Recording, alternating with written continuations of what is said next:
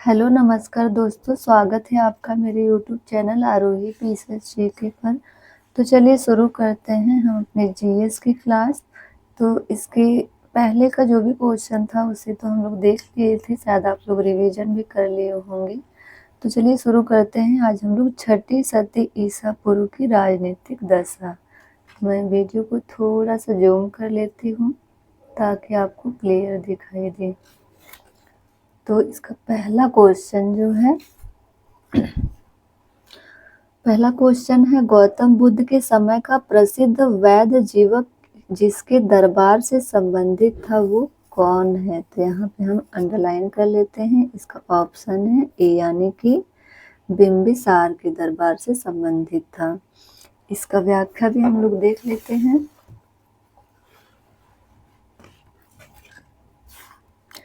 व्याख्या है, गौतम बुद्ध के समय का प्रसिद्ध वैद्य जीवक बिंबिसार के दरबार से संबंधित था।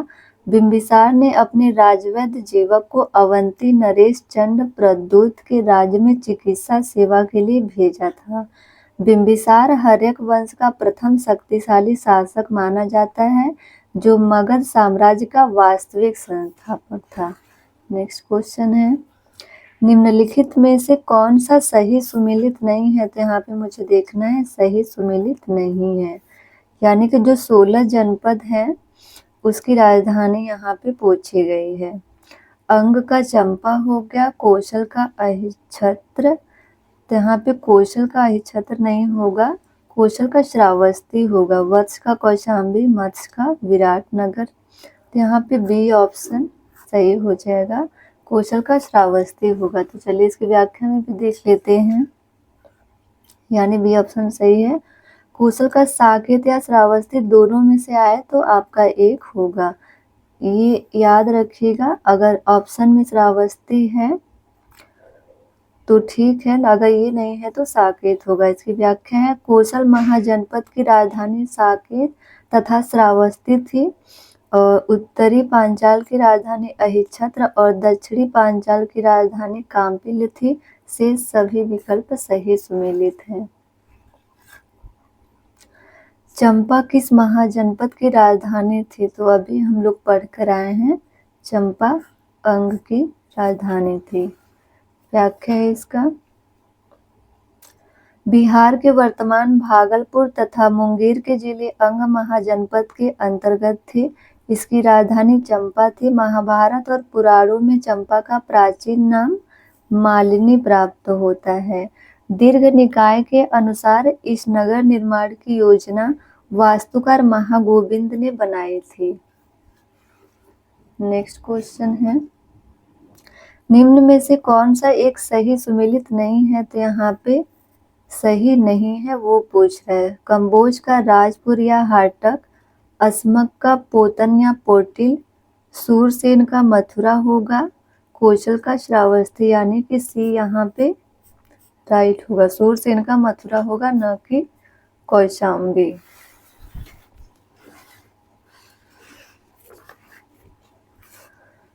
कंबोज का राजपुर या हाटक, अस्मक का पोतन या पोटिल, सूरसेन का मथुरा, कौशल का साकेत या श्रावस्ती। तो आपको ये 16 महाजनपद जो है एकदम रट जाना चाहिए, इससे क्वेश्चन हमेशा पूछे जाते हैं। नेक्स्ट क्वेश्चन है, वर्तमान उत्तर प्रदेश में भारत के प्राचीनतम 16 जनपद में से कुल कितने महाजनपद स्थित है? तो ये तो सबसे मोस्ट इम्पॉर्टेंट क्वेश्चन है, यानी कि 8 है, यूपी में 8 है। छठी शताब्दी ईसा पूर्व के दौरान के 16 महाजनपदों में से कुल 8 महाजनपद वर्तमान उत्तर प्रदेश में स्थित हैं। इनके नाम इस प्रकार हैं, कुरु, पांचाल, काशी, कौशल, सूरसेन, चेदी, वत्स तथा मल्ल हैं। आगे आ गया यूनानी आक्रमण, तो इससे संबंधित भी हम लोग क्वेश्चन आज भी देख लेते हैं, क्योंकि सब छोटे छोटे टॉपिक हैं। जितने सारे प्रीवियस ईयर हैं ये बस वही हैं। पहला क्वेश्चन है इसका, पश्चिमोत्तर भारत में सिकंदर की सफलता निम्न कारणों से थी। उस समय भारत में कोई केंद्रीय सत्ता नहीं थी। दूसरा है उसकी फौज बेहतर थी, उसे देशद्रोही शासकों से सहायता मिली, वह एक अच्छा प्रशासक था। तो यहाँ पे सही उत्तर हमें देखना है कौन कौन सा है, तो यहाँ पे बी है, यानी कि 1, 2, 3। इसकी व्याख्या देख लेते हैं। सिकंदर की पश्चिमोत्तर भारत में सफलता के उपयुक्त कारणों में से प्रथम 3 सत्य हैं। डॉक्टर हेमचंद्र राय चौधरी ने उस समय यहाँ 28 स्वतंत्र शक्तियों का उल्लेख किया है। तात्पर्य यह है कि उस समय पश्चिमोत्तर भारत में कोई केंद्रीय सत्ता नहीं थी। यहाँ पे ये मोस्ट इम्पॉर्टेंट लाइन है। उसकी सेना निसंदेह श्रेष्ठ थी। आम्भी जैसे तमाम देशद्रोही भारतीय शासकों ने उसे सहयोग दिया, तथापि भारत की विजय में उसके अच्छे प्रशासक होने का कोई योगदान नहीं था। अच्छे प्रशासक होने का कोई योगदान नहीं था। नेक्स्ट क्वेश्चन है, उस वीर भारतीय राजा का नाम बताइए जिसे सिकंदर ने झेलम के तट पर पराजित किया था। झेलम के तट पर आम्भी, पुरी या पोरस, चंद्रगुप्त मौर्य, महापद्मनंद। तो यहाँ पे पुरुष या पोरस को जाना जाता है। पुरी या पोरस का राज्य झेलम और चिनाब नदी के बीच बसा हुआ था।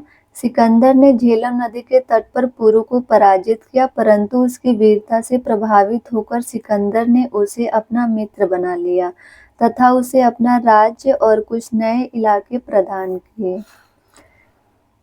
नेक्स्ट है मौर्य साम्राज्य आ गया, तो इसे हम लोग पढ़ लेते हैं जो भी क्वेश्चन है इसका। गुजरात चंद्रगुप्त मौर्य के साम्राज्य में सम्मिलित था, यह प्रमाणित होता है किसके विवरणों से, तो यहाँ पे ग्रीक विवरणों से, रुद्रदामन के जूनागढ़ शिला अभिलेख से, जैन परंपरा से, अशोक के स्तंभ लेख द्वितीय से। तो यहाँ पे बी ऑप्शन राइट हो जाएगा। इसकी व्याख्या देख लेते हैं। रुद्रदामन के जूनागढ़ शिलालेख में आनर्त और सौराष्ट्र या गुजरात प्रदेश में चंद्रगुप्त मौर्य के प्रांतीय राज्यपाल पुष्यगुप्त द्वारा सिंचाई हेतु बांध के निर्माण का उल्लेख मिलता है, जिससे यह सिद्ध होता है कि पश्चिम भारत का यह भाग मौर्य साम्राज्य में शामिल था। नेक्स्ट क्वेश्चन है, उत्तराखंड में सम्राट अशोक के शिलालेखों की एक प्रति कहाँ मिली है, तो वो है कालसी में।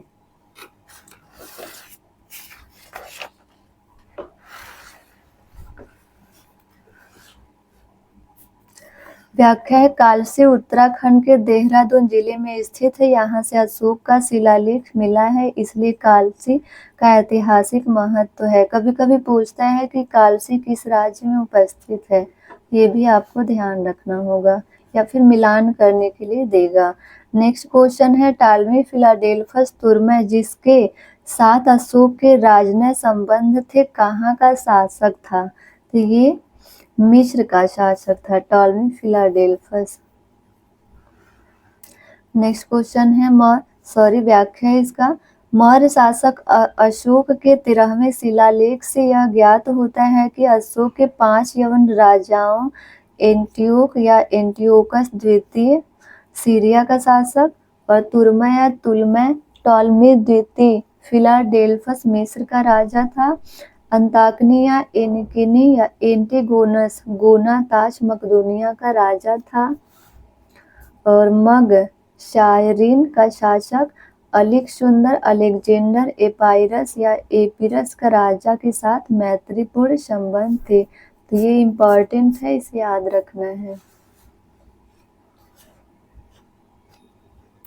नेक्स्ट क्वेश्चन है, निम्न में से किस स्रोत में उल्लिखित है कि प्राचीन भारत में दासता नहीं थे, तो यहाँ पे अर्थशास्त्र, मुद्रा राक्षस, मेगास्थनीज की इंडिका, वायुव्रत। यहाँ पे मेगास्थनीज की इंडिका में मेगास्थनीज ने तत्कालीन भारतीय समाज को 7 श्रेणियों में, कितने श्रेणियों में, 7 श्रेणियों में विभाजित किया है, जो इस प्रकार है, दार्शनिक, कृषक, पशुपालक, कारीगर, योद्धा, निरीक्षक एवं मंत्री। मेगास्थनीज भारतीय समाज में दास प्रथा के प्रचलित होने का उल्लेख नहीं किया है। ये भी इम्पोर्टेंट है, इसे ध्यान रखिएगा। उसके अनुसार मौर्य काल में कोई भी व्यक्ति न तो अपनी जाति से बाहर विवाह कर सकता था और न ही उससे भिन्न पेशा अपना सकता था। नेक्स्ट क्वेश्चन है, इंडिका का मूल लेखक था, तो यहाँ पे न्यूयॉर्कस मेगास्थनीज ही था। यहाँ पे इंडिका का मूल लेखक मेगास्थनीज है। इंडिका का मूल लेखक मेगास्थनीज था। नेक्स्ट क्वेश्चन है, निम्नलिखित में से किसमें पुनर्विवाह वर्जित था? तो अभी ये होगा मनुस्मृति में। व्याख्या है, मनुस्मृति में उल्लेख है कि वह व्यक्ति जिसकी पत्नी मर गई हो या विधुर या विधवर पुनर्विवाह कर सकता है, लेकिन विधवा जिस स्त्री का पति मर गया हो अर्थात विडो को पुनर्विवाह की अनुमति नहीं है। इसे याद रखिएगा, ये मनुस्मृति में कहा गया है। नेक्स्ट क्वेश्चन है, सूची 1 सूची 2, यहाँ पे मिलान करना है। चंद्रगुप्त, बिंदुसार, अशोक और चाणक्य। तो यहाँ आपको मिलान करना है कि किसको किस नाम से जाना जाता था। यहाँ तो सबसे पहले हम लोग मिलाएंगे, यहाँ पे अशोक जो है प्रियदर्शी या प्रियदर्शी नाम से सी का 1 हो जाएगा। तो आप इसमें कोरिलेट कर सकते हैं सी का 1। अगर इसमें से आपको 1 2 याद होंगे तो भी आपका काम बन जाएगा। सी का 1 यानी कि सी ऑप्शन है। तो चलिए हम लोग देख लेते हैं। चंद्रगुप्त का हो जाएगा सेंड्रोकोट्स और बिंदुसार का हो जाएगा अमित्रघात, अशोक का प्रियदर्शी और चाणक्य का जो है विष्णुगुप्त। यूनानी लेखकों ने चंद्रगुप्त मौर्य को सेंड्रोकोट्स कहा है। विलियम जोन्स ने सर्वप्रथम सेंड्रोकोट्स की पहचान भारतीय ग्रंथों में उल्लिखित चंद्रगुप्त मौर्य से की थी। यह पहचान भारतीय इतिहास के तिथिक्रम की आधारशिला बन गई। यूनानी लेखकों ने बिंदुसार को अमित्रकेडिज कहा। विद्वानों के अनुसार अमित्रोकेडिज का संस्कृत रूप है अमित्रघात, शत्रुओं का नाश करने वाला। मौर्य सम्राट अशोक को प्रियदर्शी या संबोधित किया गया है, जबकि चंद्रगुप्त मौर्य के प्रधानमंत्री चाणक्य का एक नाम विष्णुगुप्त भी था। नेक्स्ट क्वेश्चन है, ईस्वी सन के पूर्व के कुछ शताब्दियों में निम्नलिखित में से किन शासकों ने गिरनार क्षेत्र में जल संसाधन व्यवस्था की ओर ध्यान दिया? तो यहाँ पे क्वेश्चन दिया है, 4 ऑप्शन है, इसमें कौन कौन लोग हैं? तो यहाँ पे बी हो जाएगा, यानी 2 और 3 चंद्रगुप्त मौर्य और अशोक हैं। ईस्वी सन के पूर्व की कुछ शताब्दियों में चंद्रगुप्त मौर्य एवं अशोक ने गिरनार क्षेत्र में, किस क्षेत्र में? गिरनार क्षेत्र में जल संसाधन की व्यवस्था की ओर ध्यान दिया। उस क्षेत्र में चंद्रगुप्त मौर्य ने सुदर्शन झील खुदवाई तथा अशोक ने ईसा पूर्व 3री शताब्दी में इससे नहरें निकाली। शक शासक रुद्रदामन के जूनागढ़ अभिलेख में इन दोनों के कार्यों का वर्णन है। जूनागढ़ अभिलेख में इन कार्यों का वर्णन है। रुद्रदामन ने इस झील की मरम्मत कराई थी। चूंकि रुद्रदामन का यह कार्य 2री शताब्दी ईसा का था, उत्तर में ईस्वी सन के पूर्व की शताब्दियों के संदर्भ में चंद्रगुप्त मौर्य एवं अशोक का ही नाम रहेगा।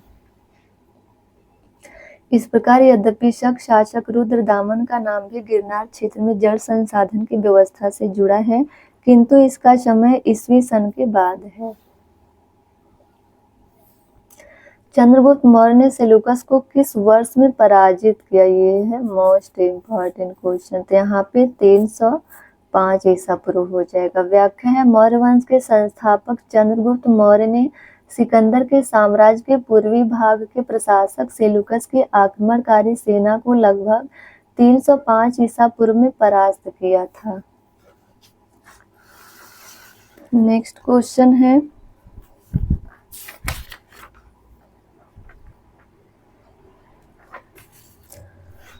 तो यहाँ पे आ गया मौर्योत्तर काल, तो इसे हम लोग कल पढ़ेंगे। इसके पहले कुछ इम्पॉर्टेंट फैक्ट्स हैं, उसे देख लेते हैं। यहाँ से कल पढ़ेंगे। यहाँ पे मैंने मार्क कर लिया है ताकि ध्यान से उतरे ना। तो इसके साइड साइड में कुछ एक्स्ट्रा पॉइंट है जिसे हम एक बार रिवीजन कर लेते हैं। जो मौर्य साम्राज्य से हैं,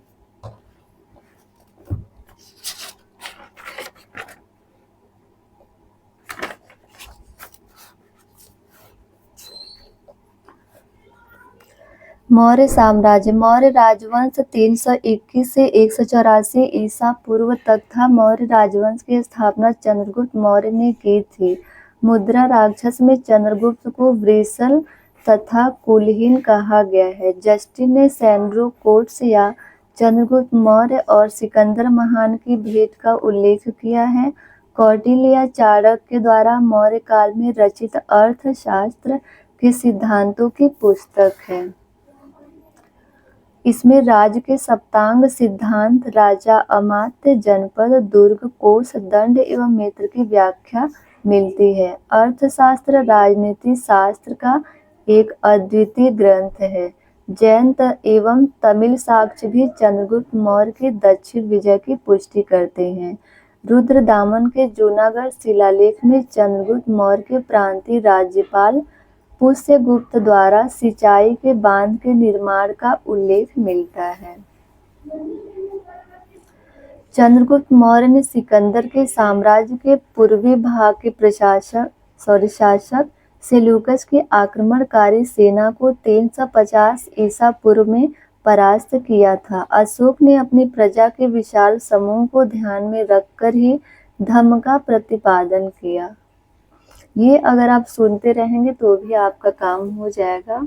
अगर आपके पास समय कम है तो आप इसे सिर्फ सुन सकते हैं, और देख लेंगे तो और अच्छी बात है, क्योंकि देखने और सुनने से दिमाग में अच्छी तरह से फिट हो जाता है, ताकि आगे इससे संबंधित क्वेश्चन आया तो आपको ध्यान आया कि मैंने इसे कहीं पढ़ा था, आप उसे कर सकते हैं।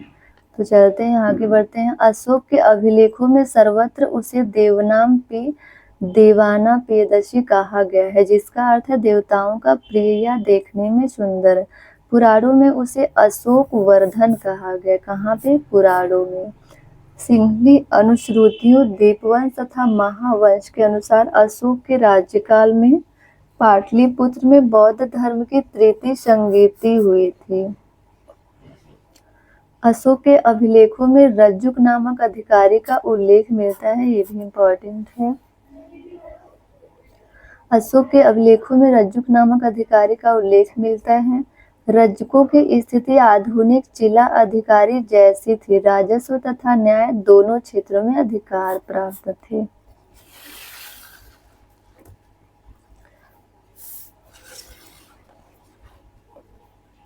मौर्य काल में व्यापारिक काफिलों या कारवां को सार्थवाह की संज्ञा दी गई थी। सारनाथ स्तंभ का निर्माण मूलतः अशोक ने कराया था। मौर्य युगीन सभी स्तंभ चुनार के बलुआ पत्थरों से, कहाँ से? चुनार के बलुआ पत्थरों से निर्मित है। अशोक के अधिकांश अभिलेख प्राकृत भाषा में एवं ब्राह्मी लिपि में लिखे गए हैं। केवल 2 अभिलेखों शाहबाजगढ़ी एवं मानसेहरा की लिपि ब्राह्मी न होकर खरोष्ठी है। सरेकुना या सर-ए-कुना अभिलेख द्विभाषी है, ग्रीक और अरामाइक। प्राचीन भारत में खरोष्ठी लिपि दाएं से बाएं लिखी जाती थी। अशोक के 13वें शिलालेख से कलिंग युद्ध के संदर्भ में स्पष्ट साक्ष्य मिलते हैं। यह घटना अशोक के शासनकाल के 8 वर्ष बाद अर्थात 261 ईसा पूर्व में घटित हुई। अशोक के बृहद शिलालेख 12वें में सभी संप्रदायों के सार की वृद्धि होने की कामना की गई है। अशोक के प्रथम शिलालेख में पशु बलि की निंदा की गई, यानी निषेध का वर्णन है, ये भी इम्पोर्टेंट है। धार्मिक आधार पर भूमिदान का प्रथम साक्ष्य मौर्योत्तर युगीन राजवंश सातवाहन के समय एक अभिलेख से प्राप्त होता है। मेगास्थनीज की इंडिका में पाटलिपुत्र के नगर प्रशासन का वर्णन मिलता है। इसके अनुसार पाटलिपुत्र नगर का प्रशासन 30 सदस्यों की विभिन्न समितियों द्वारा होता था। कुल 6 समितियां थी तथा प्रत्येक समिति में 6 समितियां थी और प्रत्येक समिति में 5 सदस्य होते थे। ये पूछा गया प्रश्न है, मैंने यहाँ पे लिख भी दिया है। मेगास्थनीज ने तत्कालीन भारतीय समाज को 7 श्रेणियों में विभाजित किया है। मौर्य काल में सीता अध्यक्ष कृषि भूमि का अध्यक्ष था। वही भूमि कर वसूलने का कार्य भी करता था, जबकि अग्रोनोमोई जिले के अधिकारियों को कहा जाता था। शुक्ल अध्यक्ष विभिन्न प्रकार के व्यवसाय एवं व्यापार कर वसूलता था तथा आकराध्यक्ष खानों का नियंत्रण करता था।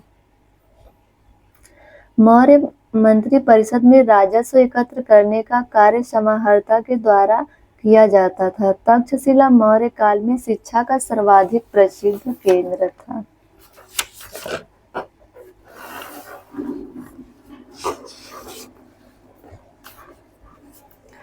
भारत आए यात्रियों का कालक्रम है मेगास्थनीज, फाहियान, वेनसांग और इत्सिंग था। तो कल हम लोग को पढ़ना है मौर्योत्तर काल। तो कल से हम लोग शुरू करेंगे मौर्योत्तर काल। तो वीडियो अगर आपको अच्छा लगे तो प्लीज़ इसे लाइक करेगा, शेयर करेगा और कमेंट भी करेगा और अपने दोस्तों से सब्सक्राइब भी करवाइएगा, खुद भी करिएगा। धन्यवाद।